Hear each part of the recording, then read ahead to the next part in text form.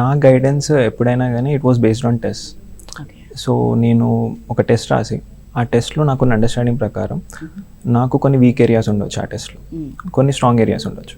So ఆ test basis మీద నాకు నా ప్రెప్ మీద అండర్స్టాండింగ్ ఉండేది. ఓకే, నేను అనుకునే దానికంటే నేను ఈ సబ్జెక్ట్లో వీక్ ఉన్నాను, నేను అనుకునే దానికంటే ఈ సబ్జెక్ట్లో స్ట్రాంగ్ ఉన్నాను. సో ప్రెప్ని దానికి తగ్గట్టు మార్చుకునేది. ఫర్ ఎగ్జాంపుల్ ప్రిలిమ్స్ ఉంది.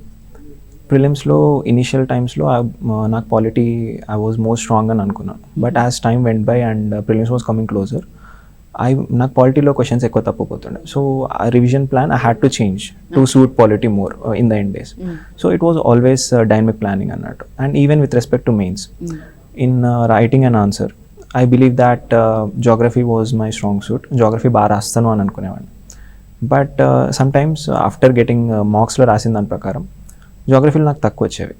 So I use to understand, okay నాకు తెలిసినా కానీ పేపర్లో కనిపించట్లేదు. So it's always about understanding where we are weak at, where we are strong at, and working on weak areas and maintaining the strong area.